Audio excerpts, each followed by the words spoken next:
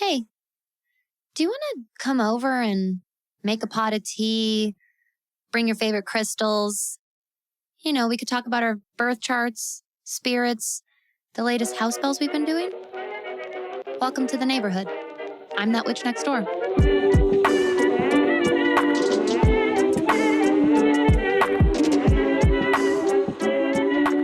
Well, hello, neighbor. Hello, my wonderful friend. Welcome to another episode of That Witch podcast. If you've never been here before, hi, it's nice to meet you. Thanks for stopping by today. I'm Danny, and I'm That Witch Next Door. And today I am going to be talking to you all about mirror magic. I am very excited to talk about this today because I've referenced mirror magic as kind of like a tip, and I've shared this as an idea to do at certain moon phases and with certain intentions and things like that. And every single time I've brought it up, I've been like, we need to elaborate on this. Like, put a pin in that. We really need to go back and expand on mirror work because it's big, it's deep, it's intense, it's extremely sacred, it's very ancient, and it is not for the faint-hearted. And we'll elaborate on this, but I would probably go as far as to say I wouldn't recommend this for beginner practitioners as well. However, what I do highly recommend for beginners, intermediate, advanced witches and practitioners of all kinds is learning more about mirrors, mirror lore, mirror history, different types of mirror magic and craft. I think that the more we understand, or the more we just try to inform ourselves, I think that the more effective we're able to use this very deep and intense, sacred, magical tool. And we are going to come up against a lot less obstacles. And mirrors, they don't quite have as rough of a reputation as Ouija boards or spirit boards or pendulums or tarot cards. However, there's still a lot of superstition around mirrors. And while we're going to not necessarily debunk, but we're going to explain our way through some of that superstition today, I very much intend to, along the way, illustrate how important and how powerful this magic is. And that's why it's just, this really isn't for the faint of heart. This isn't for the less experienced practitioner, because it requires, in my opinion, to be safe and effective, it requires knowledge and practice of the basics around magical work and ritual work and spirit work, much more than other forms of magic and other types of tools sort of require. And where does this all come from? What is it about mirrors? It's very common for us to believe that it's something about the mirror itself. It's something about the Ouija board itself. It's something about the tarot cards. Because we are such visual, physical creatures, we keep thinking that this has something to do with, the imagery that you're seeing on the tarot cards. It must be something about, I've seen a lot people say, I can't even believe people have pictures, like a picture or decoration of a Ouija board in their house. It's bringing a portal. It's not bringing a portal unless you use it like a portal and you open it up. And most people that are decorating their house, like if you have a Ouija mug or a Ouija board mouse pad, oh, that makes me laugh so hard picturing a Ouija board mouse pad, you guys. Like the mouse is the planchette and you're accidentally conjuring demons. Oh, that's so fucking funny. You can get your Ouija board mouse pad if you want to. I promise you're not going to accidentally conjure demons. Unless that's what you're trying to do with your mouse, then maybe. Oh my God, that's absolutely hilarious. So here's the deal. A tool is still a tool. It depends on how you wield it. We talk about this all the time here in the neighborhood. It's the user, it's the intent behind the tool. It's how it's wielded and how it's used. This is where we can do a lot of good in the world and a lot of profound, powerful, transformational work. And it's where we can also do a lot of damage and do scary things that feel harmful or maybe even are harmful to us or others. And this is why I really do believe in informed, ethical, safe, magical practices, because I do believe all of this stuff works. I've not only read so many accounts of people throughout our time right now, but also throughout history. And I myself have tons and tons of my own experiences that validate my beliefs. I just believe that when we take it seriously, but we still approach it with, soul autonomy in mind.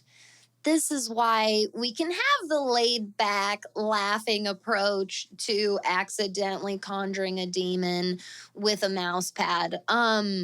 Because I can talk about those things and I can laugh about those things. I can have these decorations in my home or whatever it is.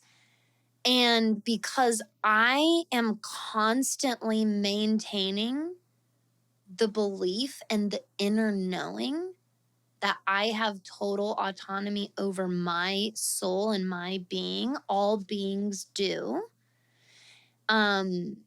that I'm protected.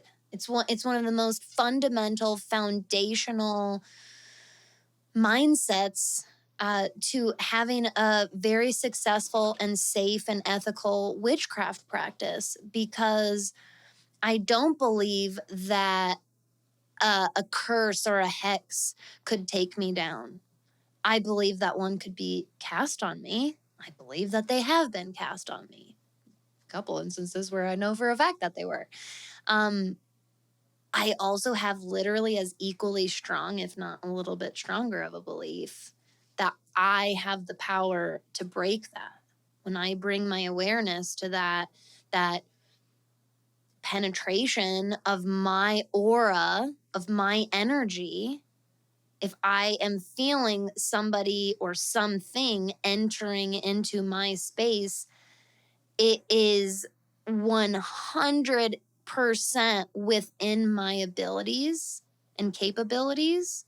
And the beautiful part about this is it actually has nothing to do with your physical abilities as a human being. This is all an internal thing. I have the belief at all times that I'm able to remove anything from my energetic field at any time. I put a lot of weight and sacred divinity in the idea and the concept of ownership and autonomy and soul autonomy. And so I do believe that this is a reason why I'm able to practice those things safely. A very, very big caveat to that. And it's okay. This other side, this other experience that's different than mine is valid and it's okay. If you don't believe that, if you believe deep down that there are beings or entities that can have some kind of ownership or power or rule over you,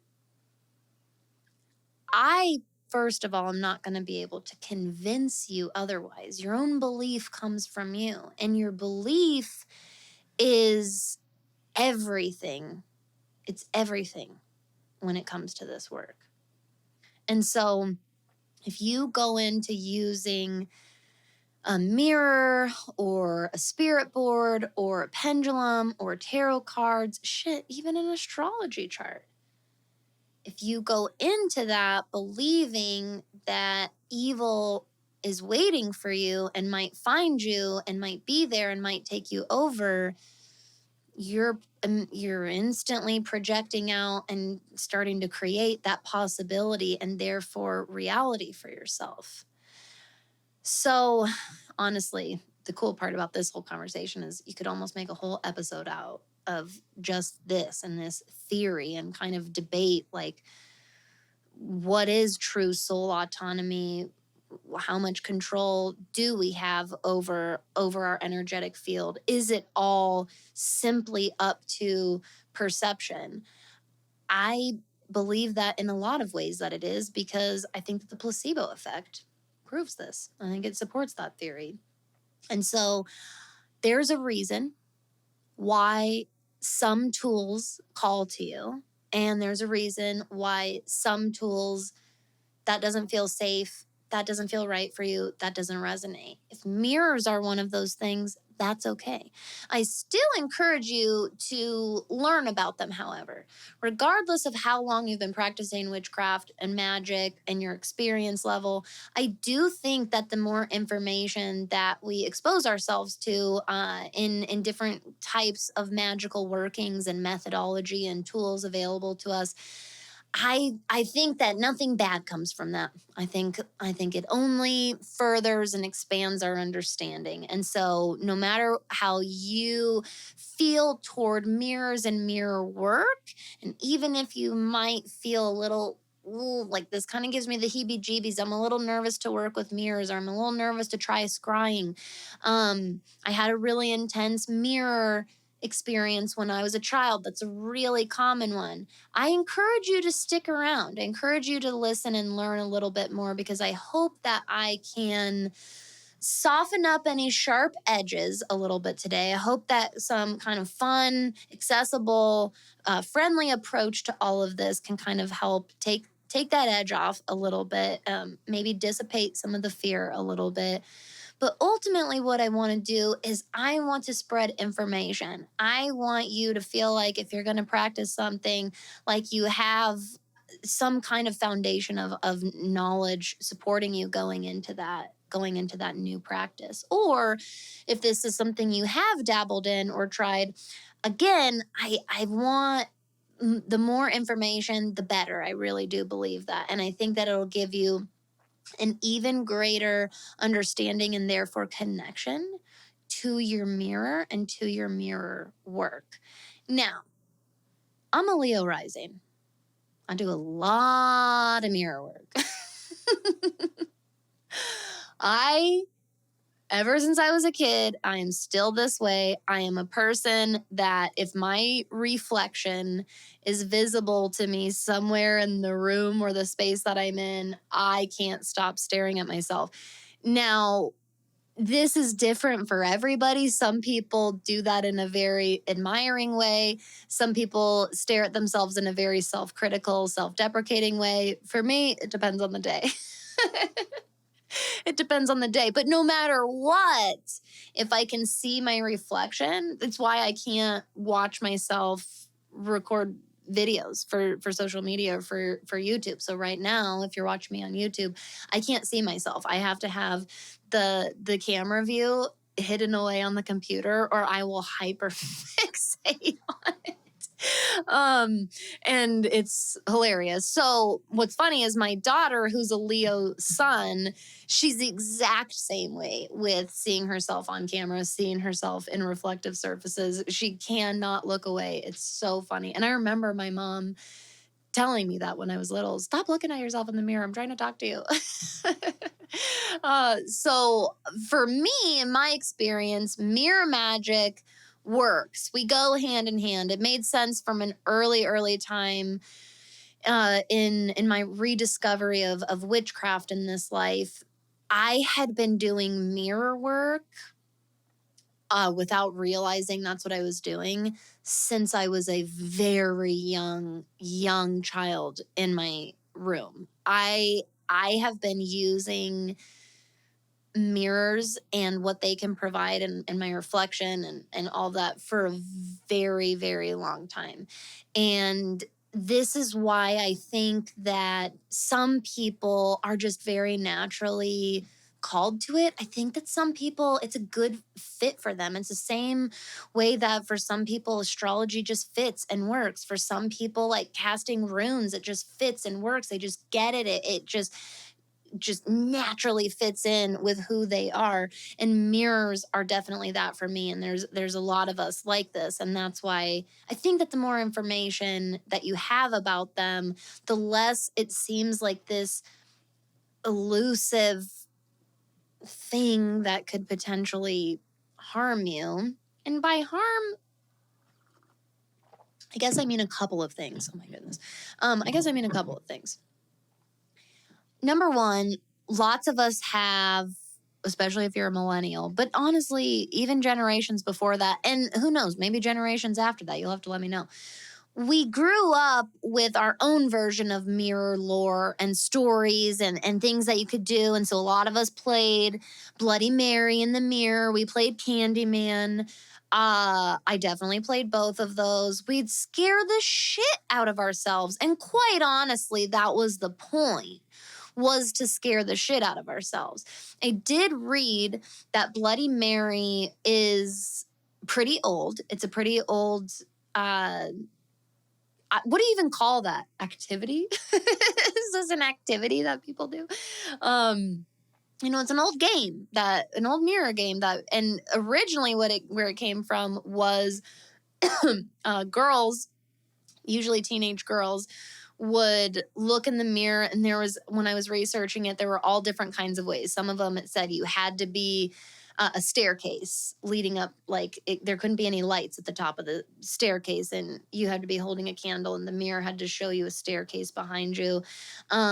Very often, in general, the idea is it needs to be dark, only one candle or one light, or it has to be completely dark, and then you turn on the light. Like, all of this is very kind of common thread. And some of the original versions of the game, the whole point was that it would show a woman her future husband, or if her future was doomed to be a spinster the rest of her life. It eventually turned into this figure, this scary figure that would, Bloody Mary in some versions would tell you your future. In other versions, she would show you how you were going to die.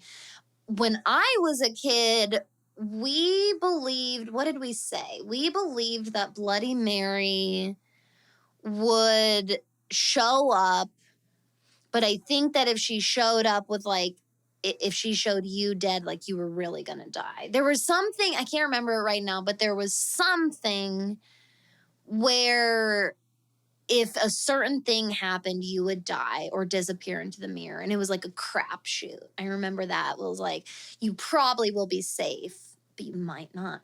And the hilarious part is the shit that we would make up to scare each other. But we told that lie like it was, the color of our eyes. We died on that hill. And I remember one of my friends telling me that she knew a girl at her daycare, I think, who played Bloody Mary in the bathroom at the daycare and disappeared, and no one ever found her again. And we were, I don't know, we were probably 8 or 9 years old. And when I tell you, friend, that I believed this, I fucking believed. I believed that to a ridiculous age. And the only reason I kind of accidentally believed it for so long is it took me recalling the memory as probably a teenager and going, there is no fucking way that happened.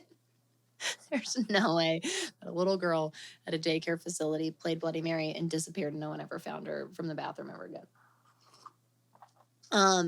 And it was funny because I remember telling my friend, I'm like, do you remember telling us this? And all of us laughing about the shit that we would make up to each other to scare each other and to scare ourselves and to just make the vibe spooky. And it was the same thing with light as a feather, stiff as a board. We would do this because it sounded cool, but deep down it was to have something spooky or scary or paranormal happen. And so if you grew up with this kind of spooky, scary relationship around a mirror, first and foremost, we have to bring that out into the forefront. We need to make ourselves aware of that. Whatever we show up to at the mirror with is going to be reflected back at us. That is why mirror work is so intense and so powerful and so important. If you show up with a bunch of unhealed trauma, with a bunch of triggers and projections that are running rampant because you don't do any inner work and you don't do any shadow work and you don't do any practicing in embracing your darkness and embracing your fears and facing those wounds. And this is a very, very important piece, I believe personally, for any kind of magical workings. I really do believe that. I think that any ritual, any spell is never going to hit its real full potential or bring in really what we're calling if we're not doing some kind of inner journey, if we're not doing some kind of inner work, because our shadows are going to be there, and because we're so avoidant of them, they're going to come in and cloud everything up, usually without us even realizing it, because that is the mystery of our subconscious. And this is exactly what will show up in a mirror for us. Some people see these things. Some people will, their projections and their shadows will show up in the form of shadowy, scary figures. There's a reason. There is a reason for any of my paranormal fans out there that read various stories and experiences from people. There is a reason why, like, one of the strongest, most common threads throughout these experiences, throughout time, regardless of geolocation or culture or background, there's a reason why very often a person plagued by a demonic being or some type of poltergeist spirit or some type of malevolent, malignant being, why these people are usually in one of, if not the darkest place they've ever been in their personal lives as well. Very often they're going through something extremely deep, dark, harmful, traumatic, damaging. They've just experienced a tragedy, or they are in the middle of it. They are somebody who experienced years of horrific, violent abuse, and there hasn't been any type of healing or therapeutic work there at all.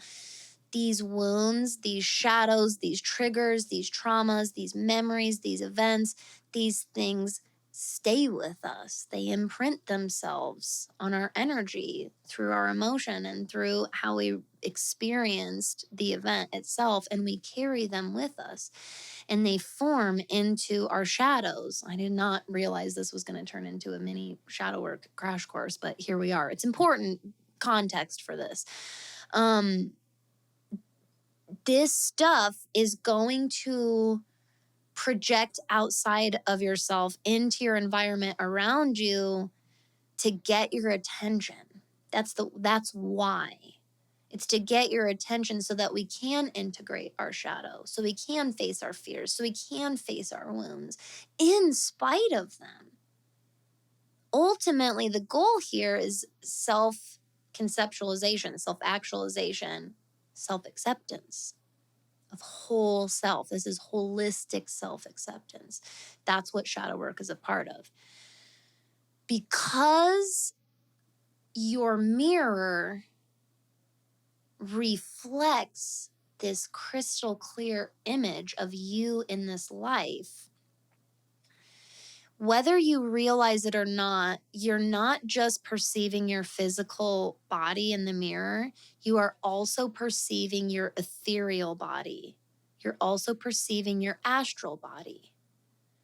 I don't know that your soul leaves your body and leaps into the mirror. And we'll talk about that in one, I'll explain that in 1 second. I don't know that I believe that as our ancient ancestors did.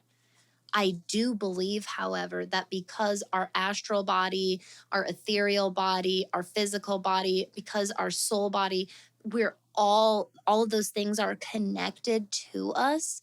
I do believe that when we look into a mirror or a reflective surface, we're that those all of those things are reflected back at us, and we are able to see those things. We are able to perceive those things, even if we can't see them with our human eyes, with our human perception. So, where does this come from? Let's talk a little bit about where the spookies around mirrors come from. I did some historical research on mirrors that I think helps provide some really, really, really helpful context here. So, first of all, mirrors, as we know them and the way that they are now manufactured, that methodology for developing mirrors was credited with being invented by in 1835 by Justus von Liebig. This was a German scientist who created and developed the modern, what's called the silvered glass mirror method. And essentially, it's using this chemical compound of silvering over a glass surface. And because of this, it creates an extremely straight and smooth surface, and is what creates such a crystal clear reflection in the result of the product. Now, mirrors themselves have been being used, as far as we know, in documented history as old as 8,000 years old. But it's very, very likely that we used what was around us in our environment to perceive our reflection for a long fucking time. For a long time. It could be, and I would be very comfortable believing that this is something we've done and worked with as our reflection for much longer than just 8,000 years. But we do have evidence of mirrors that were made from obsidian in Anatolia, which is south central modern Turkey. They were made from obsidian, which I think is really, really cool. It's one of my favorite crystals. And I was like, oh yeah, obsidian, that would make a reflective, it's very glass-like. This is as far back as approximately 6,000 BCE. I mean, that's crazy to think about. But then when you say that, I'm like, there's no way those were the first. Maybe those were some of our first earliest manufactured mirrors. But what if those were just the first ones that we've been able to find and excavate? Maybe we've been making mirrors much longer than that. And then, like I said, I think it's very plausible to believe that we were using maybe streams and bodies of water, but different things in our natural environment to look at and perceive our reflection for a very long time. Now, for an extremely long time throughout human history, humans believed that the soul projected outside of the physical body and formed the reflection. And that's how this reflection took place. There is definitely a much more scientific explanation for why we're able to see our reflection in a reflective surface and what's causing that to happen. What I do believe, even if I don't believe that our soul projects out of our body and forms the reflection, what I do believe is that you can perceive your soul. You are perceiving your soul body. You're perceiving your astral body. You're perceiving your ethereal body. And you might not be able to see that, but you are experiencing it. You are perceiving it. It is there being reflected back at you. Today's episode is brought to you by Sister Yarrow, one of my favorite handmade clothing, home goods, and accessories companies located in the heart of the Rocky Mountains. Created by one of my dear friends, owner and artist, Madeleine Greeson, Sister Yarrow connects you to both earth and spirit by bringing you handmade, one-of-a-kind pieces inspired by nature and all things magic. Now, this autumn, Sister Yarrow's most recent collection is called the Earth Seasons Collection. It is a mixture of earrings, necklaces, and accessories, and more that primarily focus on beautiful mixed metals, crystals, and other minerals with an emphasis on simplistic, gorgeous bohemian designs. Now, in addition to their newest collection, Sister Yarrow also offers a wide variety of products like sun catchers and mobiles. I have a couple in my home, and they are a favorite of myself and my daughter. They cast little rainbows across the room. We've got home goods, candles, crystals, clothing, and more. And listeners of That Witch podcast also get an exclusive discount on sisteryarrow.com. Simply use the code THATWITCH10 to receive 10% off your entire order. Go to sisteryarrow.com. Make sure you subscribe to their email newsletter so you never miss their newest collection, newest products, or exclusive discounts and sales. And make sure you use code THATWITCH10 to receive 10% off your entire order at sisteryarrow.com. We have to be honest with ourselves about what we're bringing to the mirror. That's the most important information I can give you before you embark on or continue embarking on your own mirror magic and your own mirror craft. You have to be honest with yourself about what you're bringing to that mirror that is inevitably going to be reflected back at you. I personally make a point not to do mirror magic when I'm feeling some type of way. If we try to ignore those things or avoid those parts of ourselves and we do show up to the mirror with them, this is how we can expand on the very things that we're running the most from. Especially when it comes to parts of ourselves we've been avoiding.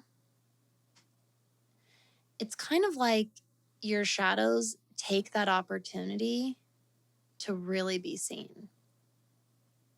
Like, you've been avoiding me this much. When you show up to the mirror, I'm going to make sure you see me.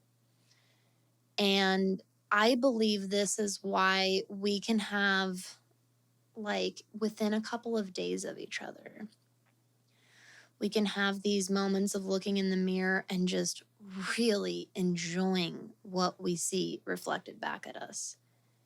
And why it could even be several hours later. It could be in a different mirror in a different place. And all of a sudden we're like, oh, I don't like that. And I used to just write it off to, oh, it's just the lighting or whatever. It makes my hair look bad or it makes my skin tone look bad. And maybe that's contributing to it too. And I would venture to say maybe there's something in the air. Maybe there's something about the way your energy and your ethereal body interacts with the energy of the space that you're in. Maybe, and this can happen in the same mirror. This can happen in my very same bathroom mirror in the same day. Our energy can always be shifting. And so this is why I do think that the mirror is, nothing can hide. Like, it will make itself known. It will make itself seen.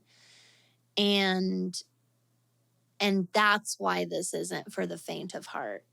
You have to be willing to look at yourself, your whole self, every part of it. So probably one of my biggest tips in addition to getting honest with yourself about, if you're going to go to the mirror, you need to be honest with yourself about what you're bringing with you. What I would add on to that would be, if you are choosing, I can do that. I can be honest with myself, and I'll recognize that when I show up to the mirror.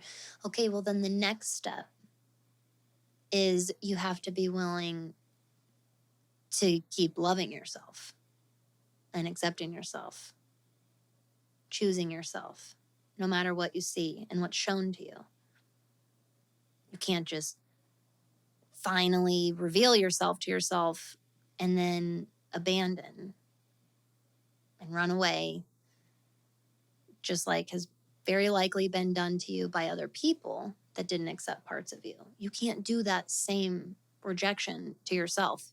I mean, you can, but what do you think would happen if you were using a mirror for sacred work and it put you into a place of self-criticism and self-deprecation? What do you think might be some of the ripple effects from that ritual? So it's not just about being honest with yourself, like, I'll be fine with what I see. Okay. And you also have to be willing to still accept yourself. That's another kind of building block of basic shadow work. Because you kind of have to make the same agreement for yourself when you do any kind of inner healing work and any kind of shadow work. You have to be willing to stay by your side, and you can't abandon yourself. Otherwise, you're kind of just doing very counterproductive. It's damaging. It's not healing. It's opposite type of work.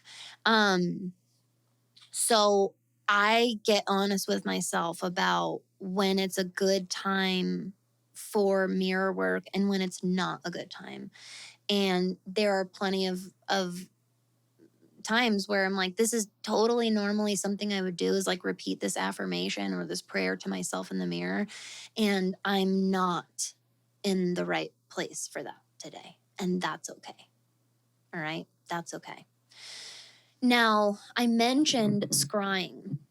Scrying is the use of a mirror or a reflective surface for divination, for channeling messages, whether that's for the future or just for further insight. Divination doesn't always have to mean you're trying to predict the future. It's essentially just channeling spiritual messages and information. Scrying is a very, very effective tool and practice for this because it's so visual. It's very easy to lose yourself in the practice, and this can be really effective, especially for people that have a hard time kind of getting into a trance or getting into a meditative space. A mirror can really, really help that.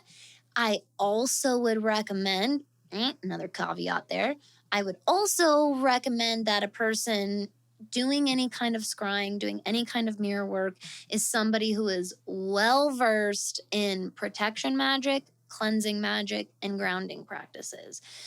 You have to have a pretty solid anchor. This is very similar to astral projection basics. You need to become well seasoned in grounding yourself in this present moment and coming back to this life, coming back to the here and the now, and not going so far, letting your ethereal tether like wander so far that you get lost. And so that's another reason I say that this type of work isn't for the faint of heart or for the beginner, because if you already have trouble just remembering to ground when you need to ground, and that's okay. It's a practice. We all have to build that practice and that habit for ourselves. Or if you struggle with remembering to regularly cleanse your energy or the objects and the space around you, mirror magic is not for you yet, I would say. You want to be somebody who does this regularly, has confidence in those practices, has not just confidence in doing them, but in the result of those things. If you feel like grounding doesn't work very well for you yet, that's because you're still practicing and strengthening that skill for yourself. So I would wait. I would kind of put that off, working with a mirror. But if you do feel called to this work, if you do feel like, yeah, I know my basics, like I know my grounding, my cleansing, and my protecting, and I'm ready to see the truth and I'm ready to see clear, and I'm definitely committing to loving and accepting myself no matter what is reflected back at me in that mirror, then I would say that your next step is choose your mirror wisely. And just make sure that you are regularly cleansing and charging it. This is not really a tool you want to necessarily forget to cleanse before you use it. Again, because of that reflective aspect, whatever is there is going to reflect back. And so remember that the practice of cleansing an object before using it for magical workings is not just to cleanse the object itself, but it also is cleansing your energy. It's getting a nice, fresh reset. It's bringing your awareness and focus very present, very current, so that you can be very intentional with what you are doing in that moment with that tool. And I personally love using mirrors in all kinds of ways. I use it in the brightest light in the bathroom or the middle of the day, but there is something to be said for that dark, or looking into a mirror and everything is dark except for one candle or one small light kind of off to the side. A scrying mirror usually is black glass. It can be made of obsidian, but you can also paint a mirror with a nice glossy black paint and make your own scrying mirror. Some people will also use a dark bowl of water, and the water becomes a reflective surface, especially if it's in a dark room where you only have kind of one light or one candle off to the side. It really kind of creates that mirror effect in the water.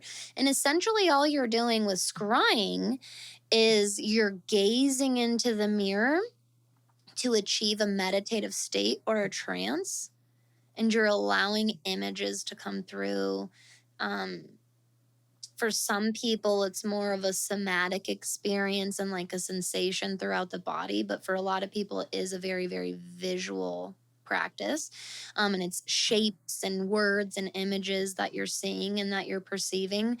For some people, it just, in general, it kind of heightens and awakens their clairs or their psychic abilities. And so it opens up, if you're clairaudient, maybe even doing mirror work, even if it's not very visual for you, it might still open up your clairaudience abilities and your skills and allow some messages to stream through.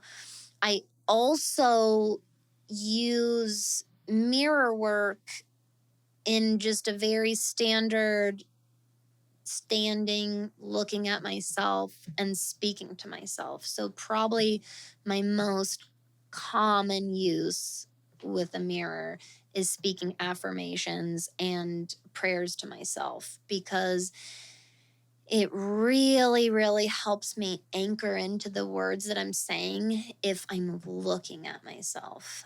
So that's why it's very powerful for me. It's why I believe in this work, and it's why I recommend it. I don't want it to sound scary and make people want to avoid it. It's tremendously transformative work. It really has been an integral part of my own inner healing journey, is using my mirror in that healing practice for myself. I just don't want it to be taken so lightly, because it is reflecting every part of you back at you, and you deserve to know that and understand that and be prepared for that. So much strength and confidence comes from simply having more information, from simply understanding and just being a little bit more prepared. And that's exactly the purpose of this episode, is so that you realize that it is very sacred. It is very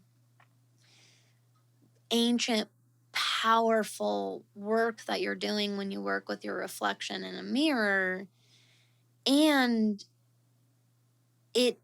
it doesn't have to be feared or branded as dark magic. It's not like opening up a portal or whatever by accident.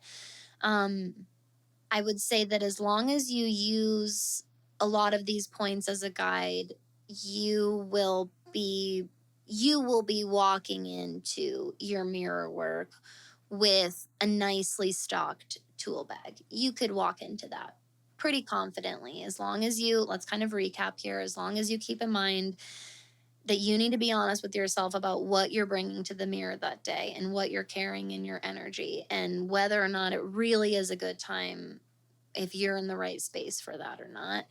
Number two, the next step after that would be, are you willing to stay committed to yourself and not abandon yourself, regardless of what is reflected back at you in that mirror? And I would definitely be somebody, number three, who is very comfortable with their grounding, cleansing, and protection practices. And I would also add to that, you need to be somebody who is practicing regular shadow work, some kind of inner healing journey,